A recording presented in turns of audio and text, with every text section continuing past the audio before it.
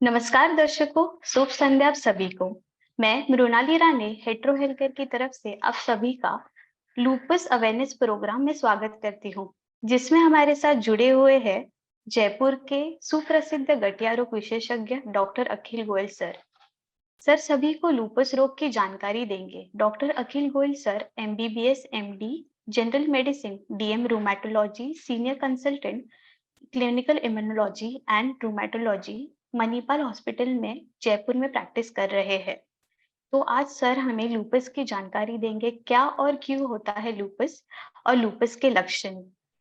यदि आप इस बीमारी को लेकर कोई प्रश्न पूछना चाहते हैं तो हमारे कमेंट बॉक्स में लिखकर भेज सकते हैं। वेबिनार के अंत में डॉक्टर अखिल गोयल सर आप सभी के प्रश्नों का उत्तर देंगे। तो चलिए बिना देर किए प्रोग्राम की शुरुआत करते हैं। सो मैं अखिल गोयल सर को बुलाना चाहती हूँ। तो थैंक यू। नमस्ते जी, मेरा नाम डॉक्टर अखिल गोयल है। तो आज हम बात करेंगे ल्यूपस के बारे में। तो वर्ल्ड ल्यूपस डे जनरली हर साल 10 मई को ल्यूपस यानी इसको SLE भी बोलते हैं, उसकी जागरूकता फैलाने के लिए मनाया जाता है। ल्यूपस एक ऐसी बीमारी है कि जो जोड़ों के अलावा उसके अलावा बाकी शरीर के भागों को भी असर करती है। आमतौर पे एक लोगों में भ्रांति है कि गठिया रोग खाली जोड़ों की बीमारी होती है, पर ऐसा बिल्कुल नहीं है। ल्यूपस एक ऐसी ऑटोइम्यून बीमारी है जो जोड़ों के अलावा शरीर के बाकी भागों को भी असर करती है, चाहे वो दिल हो, फेफड़ा हो, स्किन हो, जॉइंट्स तो है ही है, ब्रेन हो, हार्ट हो, तो ऐसे करके ये शरीर के सभी भागों को असर करती है। अब जो यहाँ पे श्रोताएं सारे जो हैं उनके लिए हमने कुछ एक स्लाइड्स बनाई हैं ताकि मैं उनको SLE के बारे में अच्छी तरह समझा पाऊँ, तो वो मैं आपसे शेयर करता हूँ।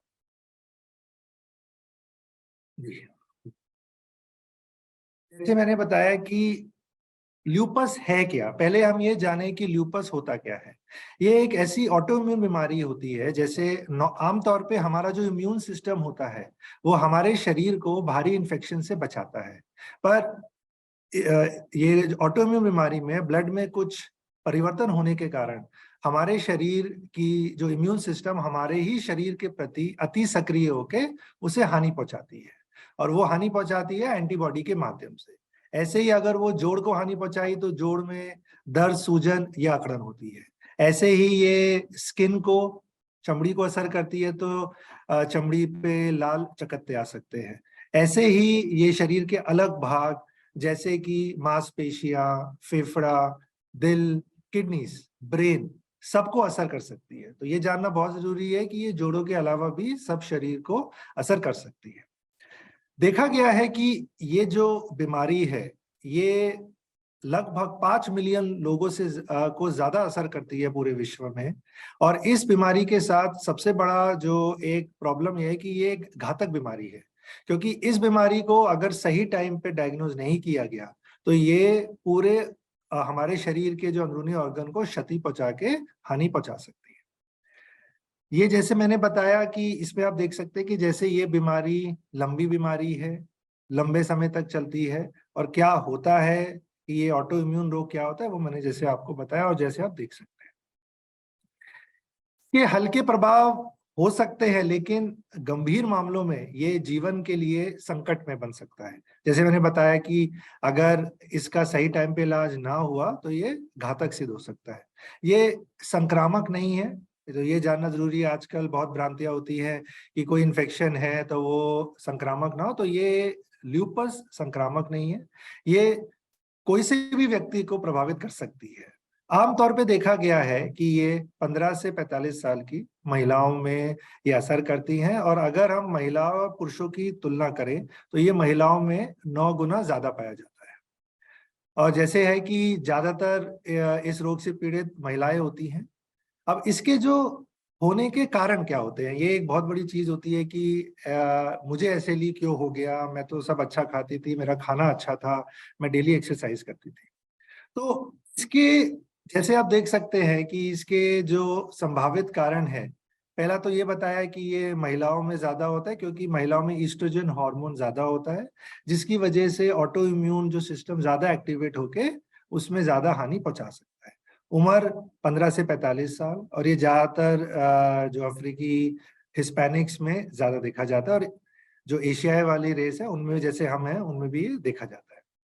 अब इसके जो मुख्य कारण है, जैसे जो मैं आपको बार बार समझा रहा था, सबसे पहले जो अनुवांशिक है, अनुवांशिक में हम थोड़ा सा ये इसको थोड़ा सा ऐड ऑन करना चाहेंगे कि ये जेनेटिक्स है। अनुवांशिक मतलब ये नहीं कि अगर परिवार में किसी को है तो उनके बच्चों में जाएगा, ऐसा नहीं होता है। जनरली जेनेटिक्स ये होता है कि हमारे शरीर में कोई जीन्स होती हैं जो कोई कारणवश उसमें म्यूटेशन आ जाता है, वो बदलाव आ जाता है, फिर कोई भारी वातावरण के परिवर्तन की वजह से उसमें और हमारी जीन्स में कुछ इंटरेक्शन होता है, जिसकी वजह से ये रोग पैदा हो जाता है।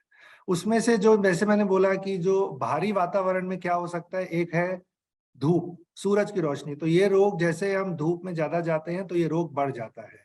वायरल इन्फेक्शन, संक्रमण, जैसे बताया वायरल इन्फेक्शन आजकल इतने ज्यादा फ्लू टाइप होते हैं, तो अगर किसी को अंदर जेनेटिक्स में कुछ प्रॉब्लम है और उसको एक नॉर्मल खांसी जुकाम हो गया तो उससे भी ल्यूपस पैदा हो सकता है। फिर कुछ दवाएं, ये बहुत जरूरी है कि जैसे दौरे में जो दवाई इस्तेमाल होती है, एंटी एपिलेप्टिक्स, टीबी के इलाज में जो दवाई होती है एटीटी जिसको बोलते हैं, और भी कुछ एंटीबायोटिक्स हैं, कुछ और भी ऐसी दवाइयां हैं जिसके सेवन से ल्यूपस पैदा हो सकता है। अब अगली चीज, जैसे हमने बताया कि ल्यूपस के लक्षण क्या होते हैं, तो सबसे पहला लक्षण और सबसे महत्वपूर्ण लक्षण होता है एक तितली जैसा लाल चकत्ता होना चेहरे पर। मुख्यतः ये नाक और जो गाल होते हैं उस पे होता है, इसलिए इसकी शेप बटरफ्लाई जैसी बन जाती है, इसलिए इसको बटरफ्लाई शेप रैश बोलते हैं। दूसरे लक्षण होते हैं लंबे समय तक बुखार रहना, सिर दर्द होना। अगले कि हाथ पैर की उंगलियों में, जैसे बहुत बार ठंड में उंगली सफेद होके नीली पड़ जाती है, तो उसमें भी ये होता है। सूर्य के प्रकाश से, जैसे धूप में जाने से जो हमारे फोटो एक्सपोज पार्ट है, जैसे बोलते हैं जो फोटो जो उजागर पार्ट है, जैसे चेहरा हो गया, हमारे हाथ हो गए, जो धूप में कंटिन्यूअसली एक्सपोज रहते हैं, उस पे लाल चकत्ते आ सकते हैं। इसके अलावा मुंह में और नाक में छाले आना, ये एक बहुत आम होता है कि आंख और मुंह में और नाक में छाले आ जाना।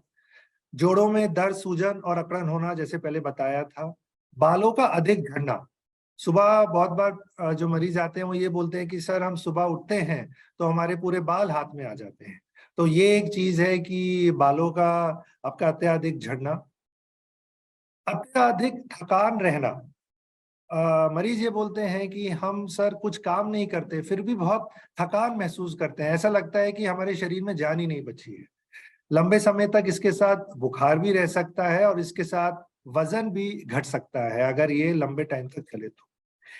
इसके साथ में ये है कि इसके अलावा और जो लक्षण होते हैं कि हमारे पूरे शरीर की मांसपेशियों में दर्द एवं कमजोरी आना, ये जैसे किडनीज को इफेक्ट करता है, गुर्दे। ये एक चीज जाननी है, क्योंकि हम देखा जाता है कि 20% ऐसे केसेस होते हैं ल्यूपस के जो डायरेक्टली किडनीज को असर कर सकते हैं, और जिसमें बाकी जो सिम्टम है, जिसमें मानते हैं ये रैश वगैरह, वो शायद ना भी हो।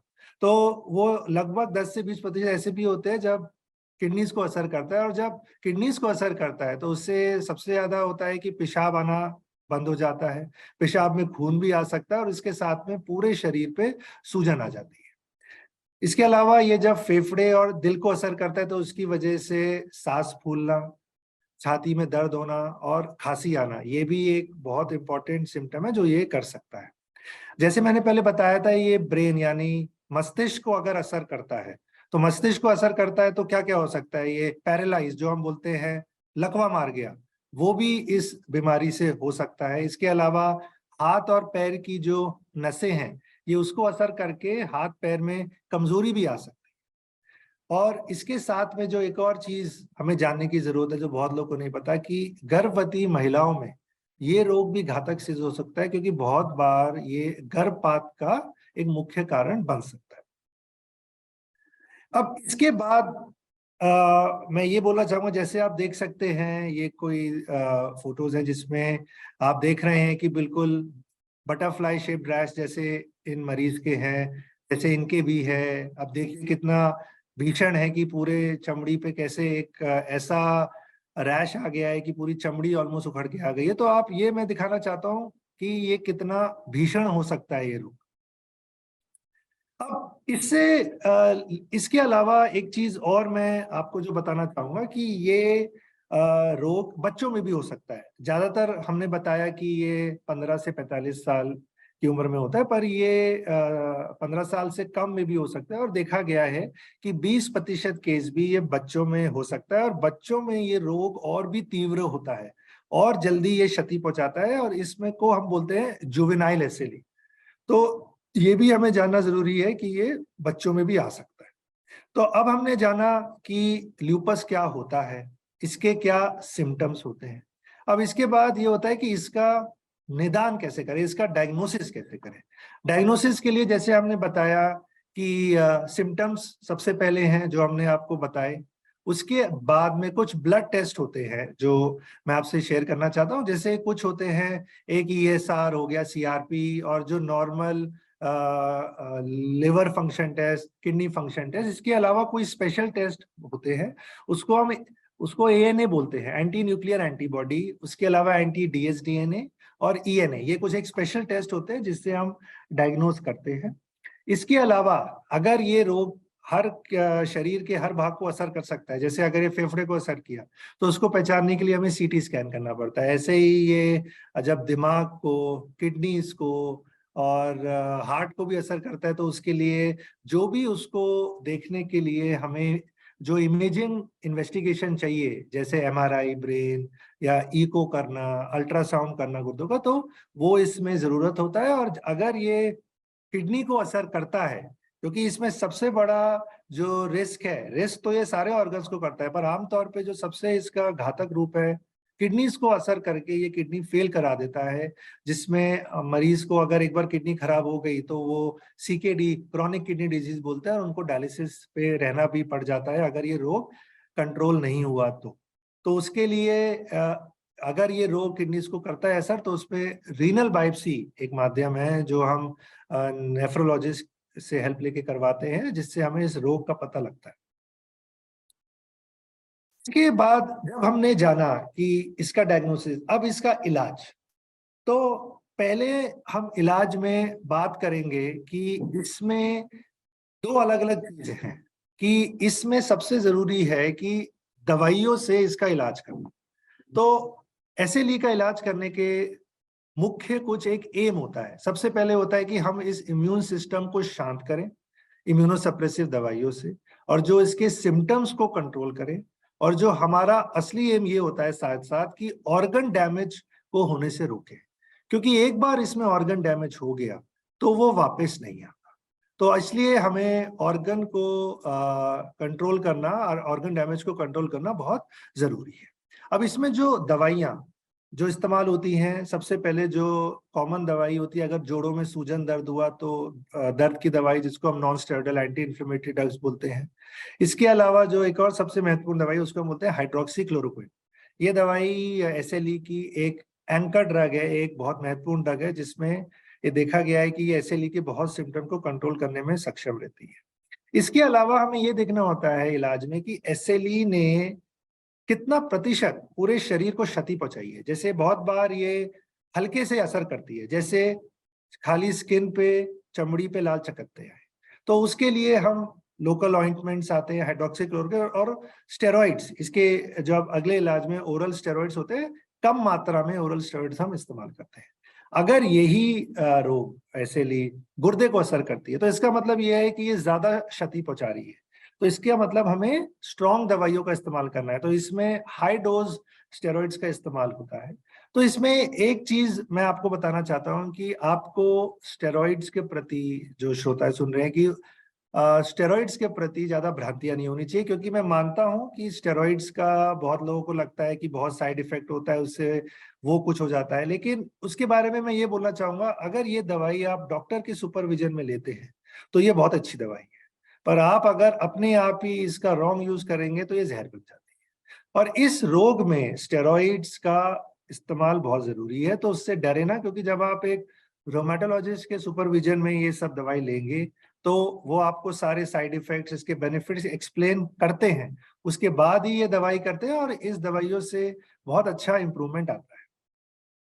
इसके अलावा जैसे मैंने आपको स्टेरॉइड्स के बारे में बताया, इसके अलावा जो इसके लॉन्ग टर्म साइड इफेक्ट जो मैं आपको समझाना चाह रहा था कि डायबिटीज होना, वेट गेन होना, बीपी होना, तो ये चीजें इसके साथ हो सकती हैं, क्योंकि जैसे अगर अगर एसएलई ने आपकी किडनी को डैमेज किया है, आपकी ब्रेन को किया है, तो ऑब्वियसली उसने पूरे शरीर को बहुत ज्यादा क्षति पहुंचाई है।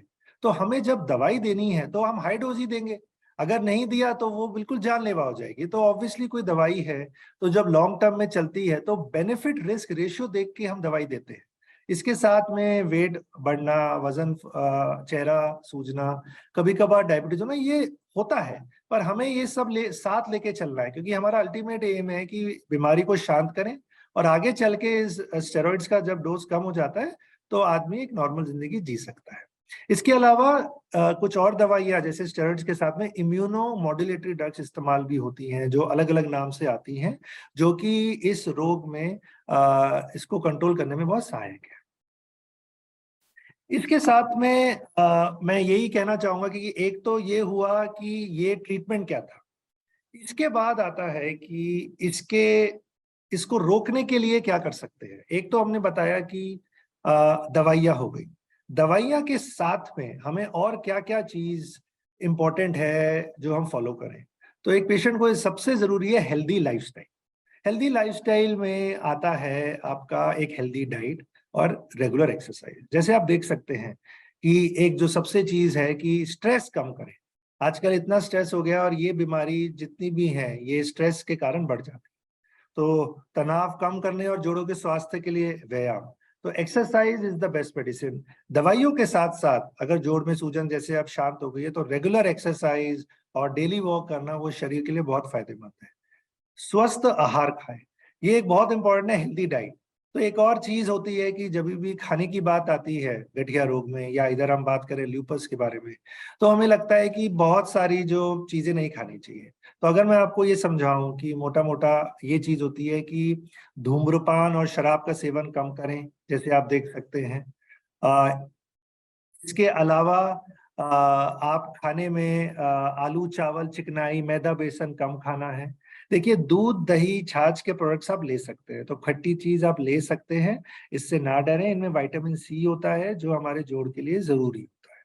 इसके अलावा फ्रूट्स खाना, ग्रीन लीफी वेजिटेबल्स खाना, प्रोटीन डाइट भी खाना। इसमें हमें ये देखना होता है कि अगर एसएलई किडनी को डैमेज करता है, जब अगर सीरम क्रिएटिनिन जो लोग बोलते हैं अगर बढ़ जाता है स्टार्टिंग में, तो उस टाइम प्रोटीन डाइट कम होता है। लेकिन जनरली अगर हम बात करें गुर्दे पे असर नहीं है और आप जोड़ों में खाली है, अटैक कर रहा है, तो उसमें एक हाई प्रोटीन डाइट भी बहुत जरूरी है।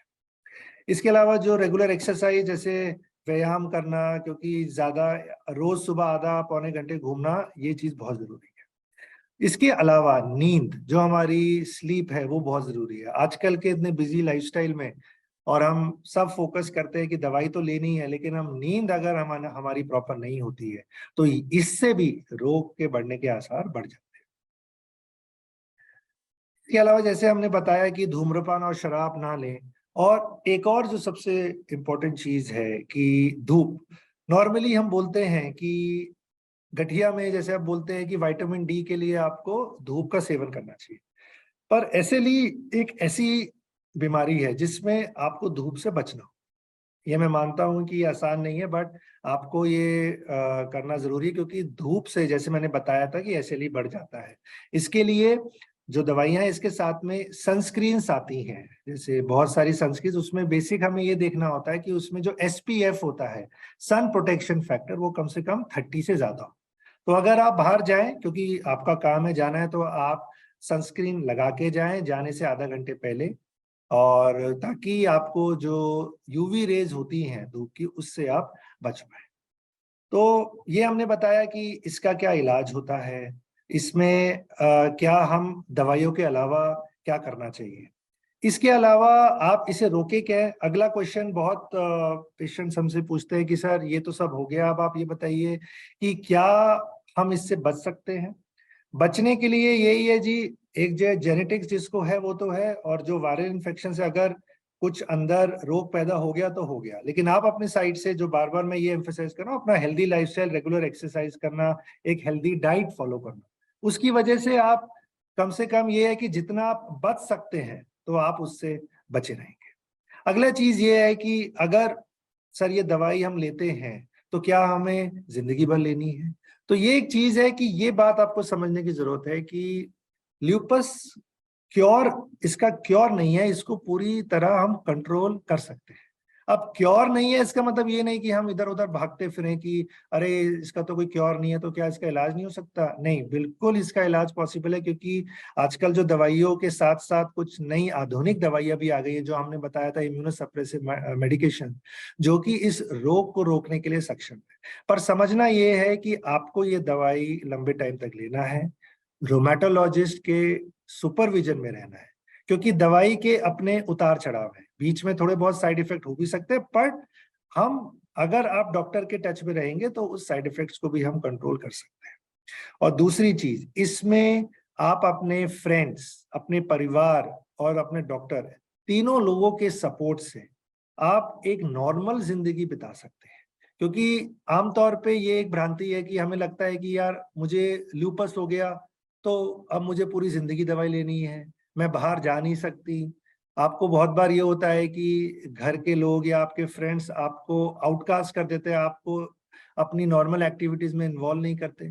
तो ये चीज मैं बताना चाहूंगा कि आपके बहुत फ्रेंड्स की सपोर्ट और अपने परिवार के सदस्य की सपोर्ट और डॉक्टर्स तो हैं, उन सब के साथ और अपनी मेडिसिन आप टाइम पे लेंगे तो मैं आपको विश्वास के साथ बता सकता हूं कि हर कोई ल्यूपस से जो पीड़ित है वो एक नॉर्मल जिंदगी जी सकता है। उसे डरने की जरूरत नहीं है कि ल्यूपस घातक है, वो उसका कोई इलाज नहीं है, ऐसा बिल्कुल नहीं है। इसलिए आप अपनी जो दवाइयाँ और अपनी जो सपोर्ट और अपना रेगुलर फॉलो अप करना जरूरी है। एक चीज और मैं ल्यूपस के बारे में बताना चाहूंगा कि इसके डायग्नोसिस में एक बहुत बड़ा प्रॉब्लम आता है कि बहुत बार ये बोलते हैं सर कि ल्यूपस डायग्नोज नहीं हो पाता, और ये बात सही है, क्योंकि ल्यूपस के सिम्टम बहुत बार दूसरी जो नॉर्मल बीमारियां हैं उस जैसे होते हैं।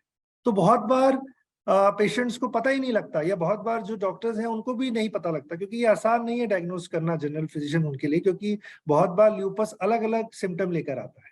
तो इसलिए ये जरूरी है कि जो ये अवेयरनेस प्रोग्राम हम कर रहे हैं उसके माध्यम से आप जाने कि ये एक ऐसा रोग है जिसको अगर आप सही टाइम पे हमारे पास आ जाए तो हम ल्यूपस को पूरा कंट्रोल कर सकते हैं, ताकि ये रोग आगे ना बढ़े।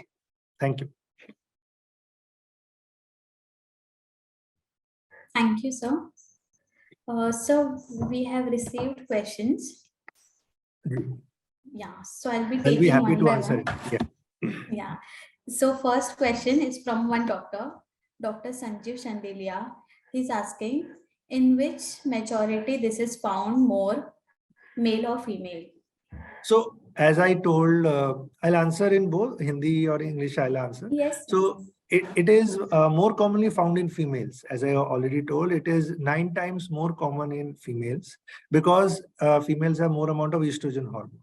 So estrogen hormone is one of the most important hormone which increases the autoimmunity in the body. So I guess that answers it. Right, sir. So next question is from Miss Ujjwala Jaiswal. She's asking how to cure lupus completely. I'm suffering since last 4 years. I have my full support with you, the one who has asked the question, but let me just simplify it. So I always advise my patient that you should not run after whether lupus can be cured or not, because as I already told that there is no cure for lupus, but one has to understand that lupus can be properly controlled, totally controlled with the medicines, with the healthy lifestyle and regular follow-up from the rheumatologist. So one has to stay brave. One has to stay always positive in life. One has to accept that I am having a problem for which I'll be requiring treatment for a long time. Because the more you try to search for answer that, oh, where it can be cured completely, so the more disappointment will come in. So I want to assure you that if you are on medicine for a long time, you just keep on taking that. follow a proper diet and just stay in touch with your rheumatologist and be positive. Be positive. You also, via social media, you can get in touch with other support groups. There are actually SLE support groups which are there all over India, where you can come across other patients who are having this similar problem, and where you can, share your problems with them, and by which you will feel much better. Right, sir.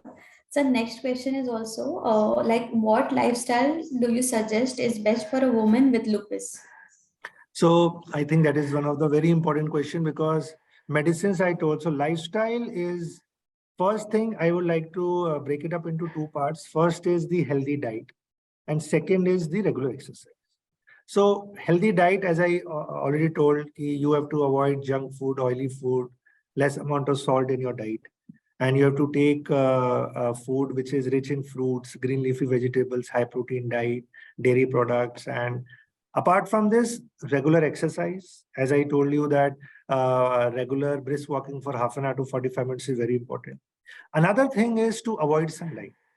That is one very important aspect in SLE, that generally we say ki from around actually 11 to 2. This is the time where you have UV rays which can cause maximum harm. The UV, there are A and B. So there's one of the UV rays which can cause great harm to your skin. And the important part is if it affects your skin, it will also simultaneously affect your internal organs. So it's not like that ki lupus is just skin, it can affect your internal organs. So one thing is avoiding sunlight. And next thing is to stay in touch with the rheumatologist, and don't fall prey to some that type ki the medicines can be stopped and you can then lead a normal life. So don't try to fall into that, because when you have a lupus flare means when the lupus strikes back. So that most common cause we found is when the patient is stop taking medicines. And when the lupus comes back, it comes back with so much ferocity, then it can straight away cause damage to internal organs. And sometimes, it's very tough to control that disease, and it can lead to very sad, death of a patient if it is not good. So rightly agree. So next question is coming from Ms. Monica Vyas. Sir, in lupus, what extra care is to be needed during pregnancy? See, that's a wonderful question, because lupus and pregnancy, this is one very important thing which one should be aware of. So first, I would like to explain that before you plan a pregnancy, first we'll go into that. You first should stay in touch with the rheumatologist. So we generally say that the disease should remain silent for at least 6 months before you can conceive. So if the patient is on some amount of medicine and there is no repeated, flares of lupus, and he is on a basic medicine, then at least for 6 months, if she is stable on that, then you can try for conception. So next thing is when you become pregnant, then what happens? So when you become pregnant, so after that, you should always have a follow-up with your obstetrician and rheumatologist. Because what I just told, because what happens if you don't stay in touch with the rheumatologist? So what happens sometimes lupus, as I already told, it can cause abortions. And during pregnancy, lupus can flare. Lupus can cause increase in the disease activity. So with this, the care part, I'm just saying you follow your advice from obstetrician. Secondly, you should always follow up with the rheumatologist, because we have to do a very close follow-up of a patient of SLE in pregnancy, because generally SLE, it flares up in pregnancy, it increases in pregnancy. So that advice I would like to give. Okay. So next is like Miss Anita is asking, which sunscreen to be used for lupus? See, this generally sunscreen, the crux of it is that there are so many brands. The main thing, the SPF, the sun protection factor, should be more than 30. That is important. Nowadays, sometimes use more than 50 plus also. So the thing is, it should be 30 plus, and it should be applied half an hour before you go out for your activity in the sunlight. And you can apply it in morning and in the evening times, at 2 or 3 when you are coming back to your home from your office work. So you should apply that. So right. So next is like, lupus का effect age के हिसाब से कम ज्यादा हो सकता है क्या?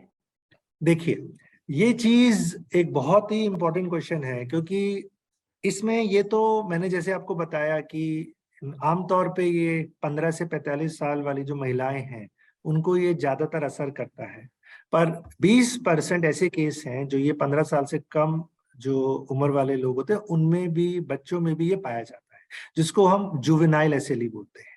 तो अगर आप मुझसे ये पूछें कि ये बच्चों में कॉमन ज्यादा है या मिडिल एज में कॉमन है, तो ऐसे कोई फ्रीक्वेंसी, ऐसी कोई परसेंटेज नहीं बता सकता, लेकिन आमतौर पे ये 15 to 45 में तो है ही कॉमन।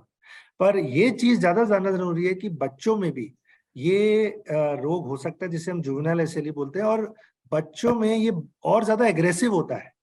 ये एक और चीज है कि बच्चों में तो और जल्दी इंपॉर्टेंट होता है डायग्नोस करना, क्योंकि इसमें जो इंटरनल ऑर्गन्स है जैसे किडनी, लंग्स, ब्रेन, उसमें ये जल्दी असर होता है। साइड बाय साइड ये एक और चीज है कि जैसे कुछ ऐसे केस हैं ये ओल्ड एज में भी ऐसा कर सकता है, ये मैं आपको बताऊं, ऐसा नहीं है कि 45, बट उसमें उसकी मात्रा बहुत कम है। जैसे आप बात करें कि 50 साल के बाद या 60 साल के बाद वाले जो महिलाएं हैं उनमें क्या ये असर कर सकता है? जी कर सकता है, बट उसकी जो मात्रा बहुत कम है। जी जी sir, miss Ashu Patel is asking, जी। लूपस का पूरी तरीके से ठीक होना संभव है क्या? देखिए, ये हर कोई चाहता है कि वो दवाई से मुक्त हो जाए, ये मैं बिल्कुल उनकी भावनाएं समझता हूँ, और जितने भी पेशेंट्स आते हैं वो यही बोलते हैं कि सर क्या हमें दवाई से मुक्ति मिलेगी या नहीं। तो फिर वो मुझे देखते हैं, मैं उनको देखता हूँ। तो मैं यही बोलूंगा कि देखिए, कुछ अमाउंट ऑफ दवाई है, वो जरूरत है।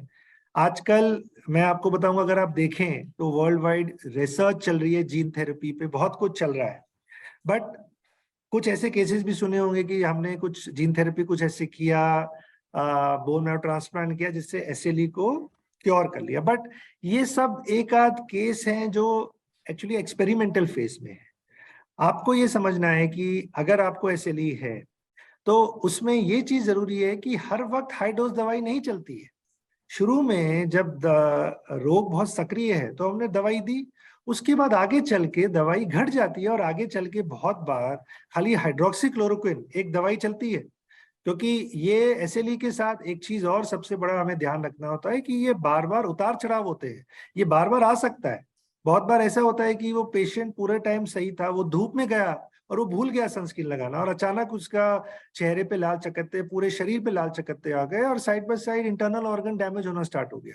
तो मैं यही बोलूंगा कि इसीलिए इसमें family support, friend support and जो पेशेंट सपोर्ट ग्रुप्स हैं, they play also a very important role. So be positive, and आप अपना मेडिसिन टाइम पे लें, and just stay in follow up with the rheumatologist, because doctors are also your friends. Right, sir. Sir, next question is from Miss Anita Khandelwal. She's asking how to live productive life with lupus if it strikes in early 20. Early 20. So the productive life is कि first of all you have to reach to the rheumatologist as early as possible.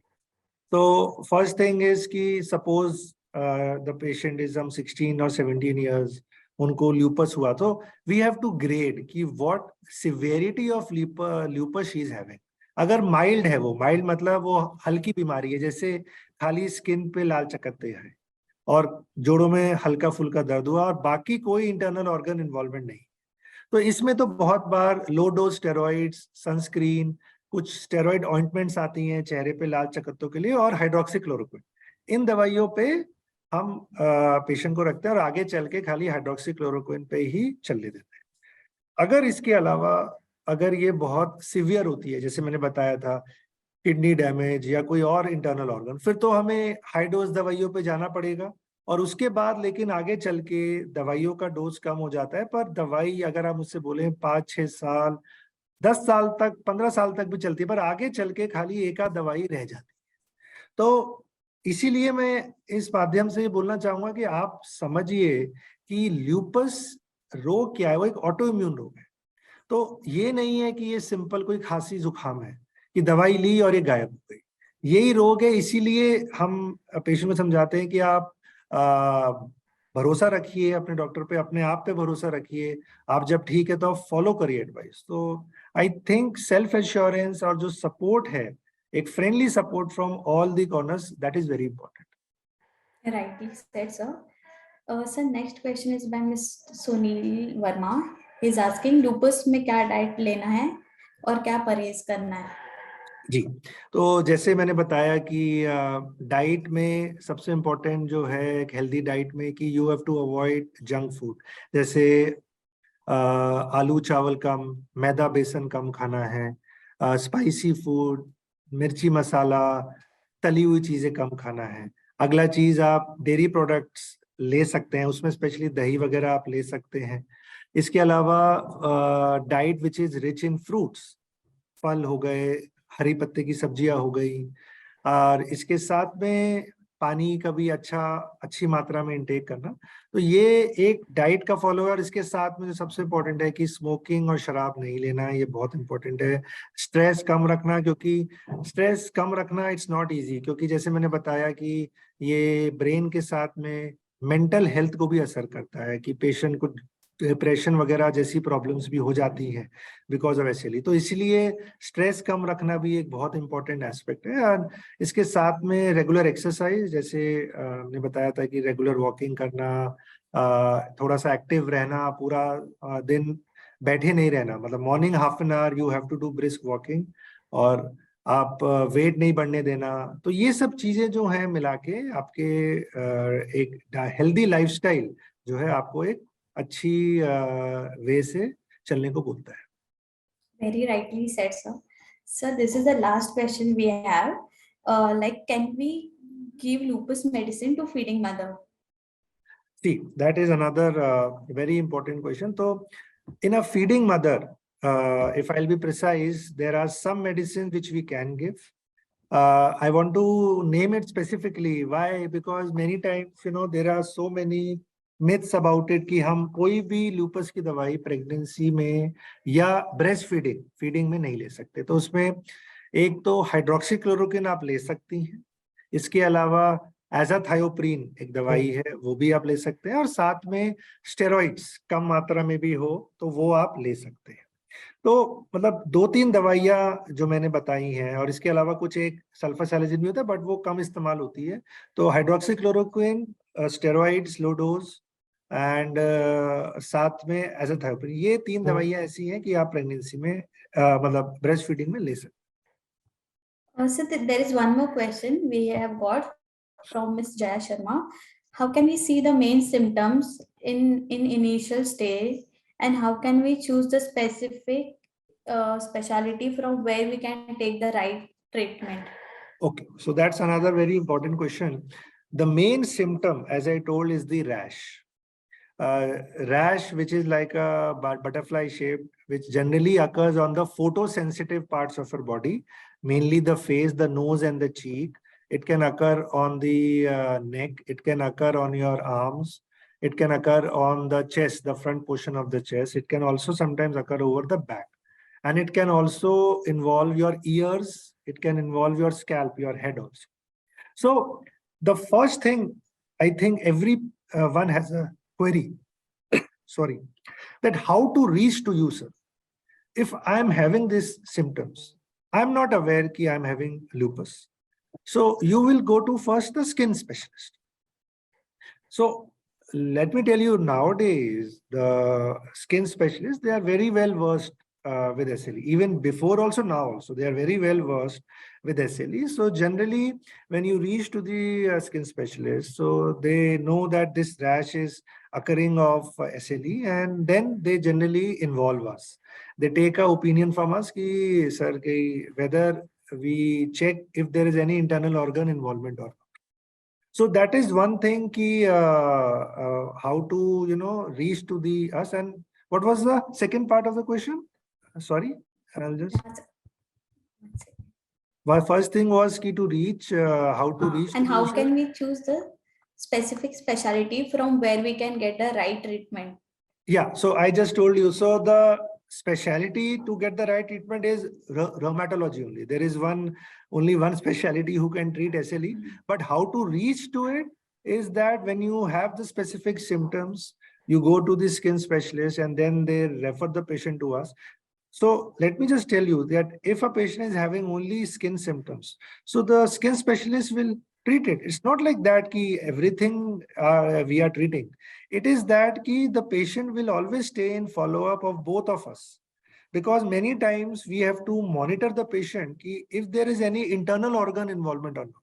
कोई अंदरूनी भाग असर हो रहा है नहीं हो रहा है, कोई internal organ असर हो रही नहीं हो रही है. So we are the best persons to follow that because SLE is basically managed by us. So I think that would answer it. Very well said. So we have almost covered all the question, and there was very good participant by our audience also. That I can see, and I would like to add, the questions were very intelligent. I think they asked very genuine questions which people face in day-to-day life, and it was nice to answer those questions. Right, sir. And as everyone is benefited by this benefit, so I will officially like to thank you, like giving this benefit for all the lupus patient, giving a good talk on the subject. And आपने आज world loops awareness day के दिन आपका बहुत अमूल्य समय हम सबको दिया और सबको लाभान्वित किया है आपके टॉक से, और आपने सारे प्रश्नों का काफी सहजता और सरलता से उत्तर दिया है. आज जो लोग हमारे कार्य से जुड़े हुए हैं वो सभी लाभान्वित हुए रहेंगे, और हम हेटेरो हेल्थ केयर की तरफ से ऐसे प्रोग्राम हम करते रहेंगे. एक बार सभी दर्शकों को इस कार्यक्रम में जुड़ने के लिए धन्यवाद, और बहुत बहुत धन्यवाद डॉक्टर अखिल गोयल सर को भी. Thank you, it's my pleasure. Namaste. Thank you so much, sir.